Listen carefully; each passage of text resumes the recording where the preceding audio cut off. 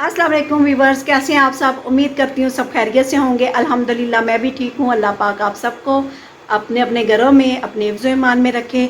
तो वीवर्स, मैंने वीडियो जो आपके लिए बनाई है उसको देखने से पहले मेरे चैनल को सब्सक्राइब कर लें और लाइक भी कीजिएगा और शेयर भी कीजिएगा और बेल आइकॉन के बटन को भी दबा दीजिएगा ताकि मेरी हर आने वाली वीडियो आपको बर वक्त मिल सके।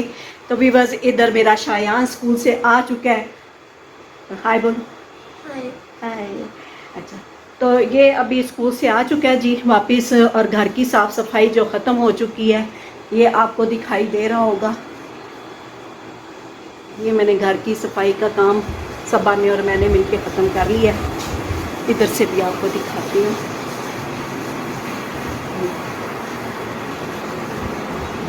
साफ़ सफाई का काम ख़त्म हो चुका है जी, और जितनी भी कुकिंग वगैरह सारा काम ख़त्म हो चुका है। मर्द हमारे जो है वो खाना खा के जा चुके हैं।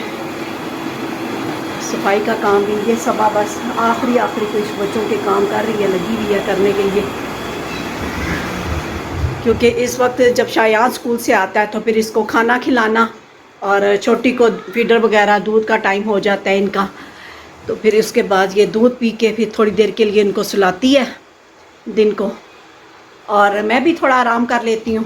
कोशिश यही होती है दिन का काम ख़त्म करके खाना खा के थोड़ी देर जो है, गर्मी है तो आराम भी करते हैं, वो भी ज़रूरी है। तो व्यूअर्स, मेरी चल के वीडियो आप देखें, एंजॉय करें। अस्सलाम वालेकुम जी। और यहाँ पर जी व्यूअर्स, अब नाश्ते के टाइम के बाद जी मैंने शुरू किया है साफ़ सफाई का काम, और सबा अपने कमरे की सफाई कर रही है। तो मैंने उसे बोला, मैंने कहा बेटा जब तक उधर की सफाई करते हो तब तक मैं भी डस्टिंग का काम कर लूँ। और व्यूअर्स, यहाँ पर ये है कि सूरत हाल कि मैं आज डस्टिंग कर रही हूँ, मैं एक दिन छोड़ के एक दिन कर रही हूँ इन दिनों में ख़ास तौर पे। वैसे तो पिछले दिनों तो डेली करनी पड़ रही थी सफाई डस्टिंग के साथ, तो इसलिए कि बहुत ज़्यादा डस्ट उड़ रही थी, बारिशें नहीं हुई थी। तो अब माशाल्लाह से इस माह बहुत अच्छी बारिशें हुई हैं। तो यहाँ पर जी मैं डस्टिंग कर रही हूँ। डस्ट कम कम ही आती है, तो इसलिए कोशिश यही होती है कि चलो एक दिन करूँ और एक दिन ना करूँ। तो क्योंकि इतनी ख़ास मिट्टी नहीं इन दिनों आ रही, तो फिर मेरी कोशिश यही होती है कि चलो कोई नहीं, एक दिन का रेस्ट सही, क्योंकि अच्छा खासा डस्टिंग में भी टाइम लगता है जी, और मेहनत बहुत होती है फिर सारे कमरों की डस्टिंग करना। तो इतनी ज़्यादा डस्ट नहीं होती, फिर गुजारा चल जाता है। तो यहाँ पर जी मैं नमी वाला कपड़ा इस्तेमाल कर रही हूँ जी। मैं गीला करके थोड़ी देर रख देती हूँ निचोड़ के, फिर उसमें हल्की हल्की नमी रह जाती है, तो फिर मैं उसकी जो है उसको अच्छी तरह से झाड़ के उस कपड़े को, तो फिर मैं शुरू करती हूँ डस्टिंग, और इससे बड़ी अच्छी डस्टिंग होती है। मिट्टी जो है ना बहुत अच्छे से साफ़ होती है। और ख़ास तौर पे ये जो वुड वर्क का काम हुआ हुआ है अलमारियों में, इनमें जी डस्ट जो होती है वो फंस जाती है अच्छी तरह से। फिर इसको बारीकी से गीले कपड़े से जब तक साफ़ ना करो फिर ये साफ़ नहीं होते अच्छे तरीके से। तो यहाँ पर मैंने अच्छी तरह से वो गीले कपड़े के साथ बार बार वॉश करती थी कपड़े को, और निचोड़ के उसको थोड़ा सा हवा लगने देती थी, और फिर मैं इस तरह से स्टेप बाय स्टेप एक एक कमरे की मैंने डस्टिंग की। तो टाइम तो लग जाता है, लेकिन अब यह है कि सफाई बड़ी अच्छी रहती है। फिर ये होता है कि 2 दिन आराम से गुजर जाते हैं। तो मरना इस तरह से ऊपर ऊपर की डस्टिंग खुश कपड़े से की जाए तो फिर आधी मिट्टी उतरती है चीज़ों से और आधी नहीं, तो फिर इस तरह से फिर हर रोज़ ही करनी पड़ जाती है। लेकिन यह है कि आजकल तो बारिशें माशाल्लाह से खूब हुई हैं, और हमारी गली भी पक्की है, तो इतनी ज़्यादा डस्ट नहीं आती बाहर से। तो यहाँ पर जी मेरी ज़ैनब का भी होता है कि मैं साथ साथ रहूँ। यहाँ पे आपको मैंने कैमरा ऑन किया, कमरे की डस्टिंग कर रही थी, और ज़ैनब जी आपको वेव दे रही है हाय हेलो का, और साथ साथ अपनी खिलौने भी उठा उठा के वो दिखाए जा रहे हैं कैमरे में जी। मेरे पास खिलौने भी हैं, और इसका यही होता है कि जब जब कैमरा ऑन करो बस साथ साथ होती है मेरे। तो मैंने जी यहाँ पर फिर अब अपने कमरे में आ गई, और यहाँ पे मैं डस्टिंग कर रही हूँ। और यहाँ की डस्टिंग करके जी मैंने फिर आज प्रोग्राम बनाया था, क्योंकि मेरा था दिल के आज बहुत अरसे बाद मैंने फरमाइश की अरशद साहब को, कहा कि मुझे मूंग की दाल ला के दें, मैंने छिलकों वाली दाल बनानी है। वैसे तो राशन में वो लेके आते हैं सारी दालें, लेकिन वो मैं साबत ही मंगवाती हूँ ये मूंग की ना। तो बड़े अरसे बाद मेरा दिल किया, तो इनको मैंने बोला, तो कहते हैं कि आपने राशन में तो लिखवाई नहीं हुई थी। तो फिर यह है कि अभी तो घर में नहीं है, तो फिर मैंने कहा चले मुझे ला दें बाज़ार से, तो बाज़ार से लेके आए हैं जी। तो वो ये अच्छी खासी गंदी थी, इसको तो 4-5 पानियों से मुझे धोना पड़ा और पत्थर भी अच्छे खासे निकले। बहरहाल ये है कि जी इसको मैंने अच्छी तरह से साफ़ कर लिया और धो लिया। यहाँ पर जी आज ये था कि चले टमाटर और प्याज वाली दाल बनाई जाए। तो यहाँ पे मैंने छोटा सा एक टमाटर लिया है और एक ही मैंने छोटी सी प्याज ली है और ये डालूँगी। साथ मैंने 3-4 हरी मिर्चें ली हैं और इस तरह से मैंने इसमें जो है ना जग के अंदर पानी डाला है थोड़ा सा, और डाल के इसको मैंने अच्छी तरह से पानी के साथ पीस लिया, ग्राइंड कर लिया जी। क्योंकि इससे ये होता है कि बड़ा अच्छा टेस्ट दाल का बनता है। तो मैं इस तरह से भी दाल बना लेती होती हूँ जब मेरा कभी मूड हो। तो आज सारी दालों में जिस तरह से तड़के वाली जितनी भी बनती हैं उनमें भी ये चीज़ की जा सकती, हर दाल में जितनी भी तड़के वाली हों। तो आज जो है ना मेरा इस दाल पे दिल था कि मैं इस तरह से बनाऊं। तो यहाँ पे जी मैंने इसको अच्छी तरह से ग्राइंड कर लिया है और अब मैं डाल दूँगी इसको कुकर में, और कुकर में डाल के साथ ही दाल डालूँगी और पानी जितना अंदाज़े से डालना होगा वो गलने के लिए वो डाल के, तो इसको जो है ना मसाले डाल के मैं रख दूँगी। और फिर जो है कि आज मैंने बड़े अरसे बाद ये दाल बना रही हूँ, तो मेरी ये कोशिश होगी जी कि प्रेशर कुकर का टाइम ज़रा कम ही रखूँ, क्योंकि अगर ज़्यादा टाइम रखा तो एक तो स्टील का कुकर है, एक तो जलने का डर भी होता है, क्योंकि स्टील के कुकर में जल्दी हांडी जलने का डर होता है। तो फिर मैं पानी इसमें थोड़ा ज़्यादा ऐड करके थोड़े टाइम के लिए रखूँगी।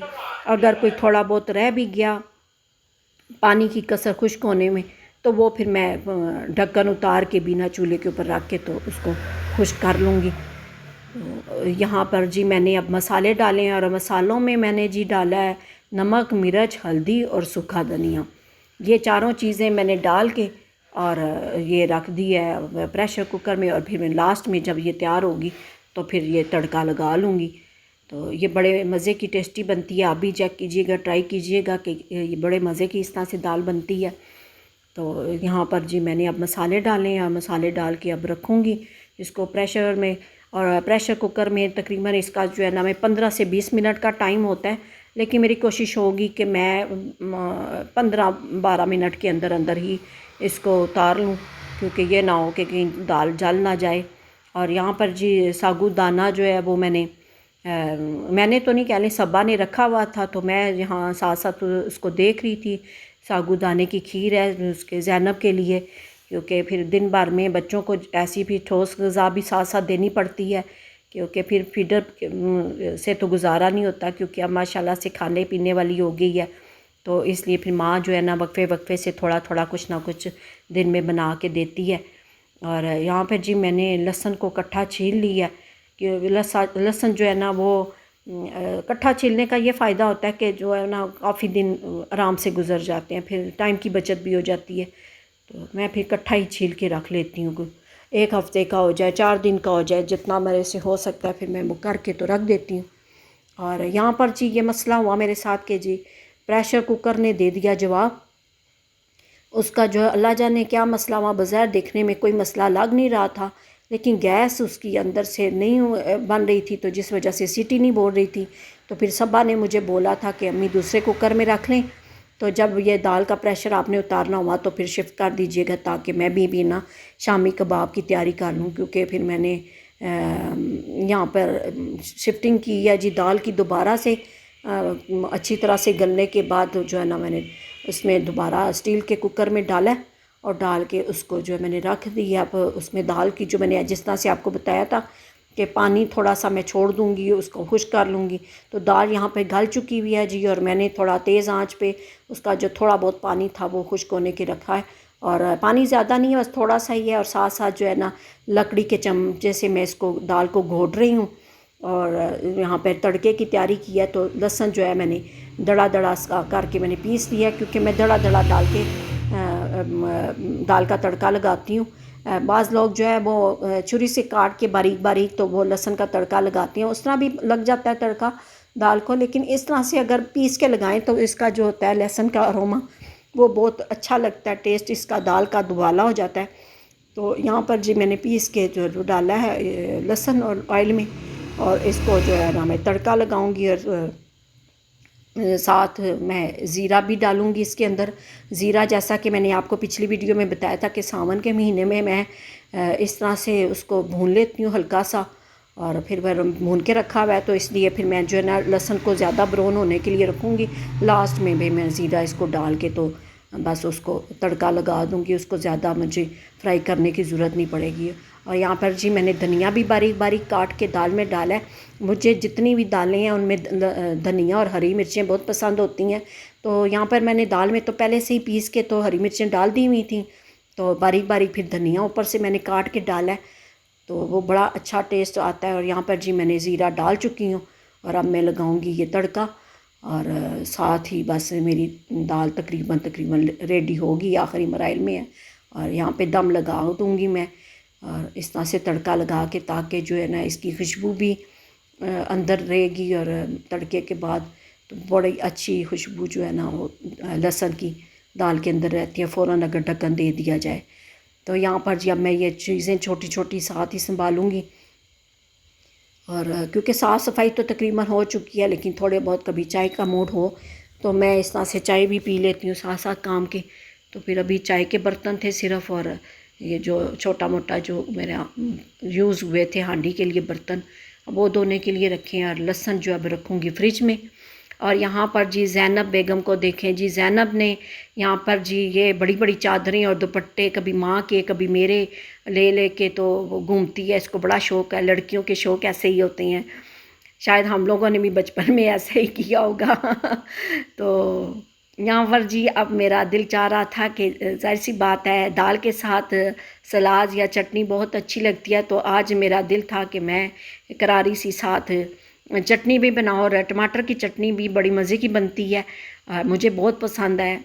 तो मैं जो है इस तरह से ये बना रही हूँ जी। यहाँ पे मैंने 2-3 मिर्चें ली हैं हरी, और उनको पीस रही हूँ। साथ मैंने 2-3 तुरियाँ ली हैं लहसुन की, और पहले तो मैं लहसुन और उसको हरी मिर्चों को यहाँ पे पीस रही हूँ, इसलिए कि जो होता है इसका पानी टमाटर का, वो फिर जब ऊपर छींटें जो है ना पड़ती हैं आँखों के ऊपर, तो उसको कूटते हुए बड़ा वो मिर्चें लगती हैं और आँखों में, और बड़ा चेहरे पे भी अगर छींटें पड़े तो बड़ी मिर्चें लगती हैं।